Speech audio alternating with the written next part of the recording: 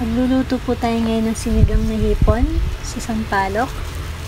Magbabad muna po tayo ng atsuete sa maligamgam na tubig at ating iset aside muna natin ito. Ayan. Sampalok ay nilalaga, pinipiga sinasala. Charot.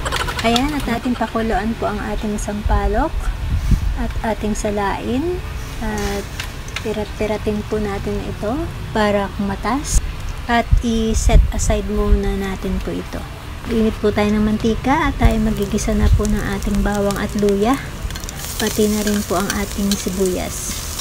Halo-haluin lamang po ito hanggang sa mag-golden brown at lumabas ang aroma po nito. At pagkatapos po natin maggisa, maaari na po natin ilagay ang ating pinakuluang sampalok kanina, pati na rin po ang ating aswete. Salain lamang po ito. Ito po ang makakapagpakulay at makakapagpabango sa ating sinigang na hipon. Takpan lamang po at ating pabulakan ang ating mga sangkap. Ilagay na po ang ating tanglad kapag kumukulo na po, o ang lemongrass. Ayan. Ilagay na po ang ating sugpo, charot, ang ating hipon. Ang ating hipon ay may katamtamang laki lamang po. At habang pinapakulaan po natin ang ating sinigang na hipon, ay timplahan na po natin ang asin at paminta. At ihalo na rin po ang ating mga sangkap na gulay, kagaya ng sitaw at okra at labanos.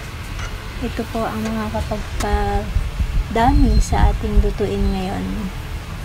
At napakabango po ng ating sinigang na hipon. Lagyan na rin po natin ng mga talbos, katulad ng kangkong. Kung wala po kayong kangkong, talbos ng kamote o ano pa man pong mga green leafy vegetables na gusto nyo po. Haluin lamang po at ating pabulakan. Napakasarap po ng ating sinigang na hipon sa sampalok. At ilagay na rin po natin ang ating sililong para may kaunting anghang po ang ating sinigang. Napakasarap po ng ating sinigang na hipon ngayon. May kulay pa po siya, kulay orange. Para na rin po siyang sinigang na kansi. Napakasarap po nito. Try nyo po sa inyong tahanan. Ayan. Nakaluto na po ang ating sinigang na hipon. Maaari na po natin itong timplahan ulit, katulad ng ating patis.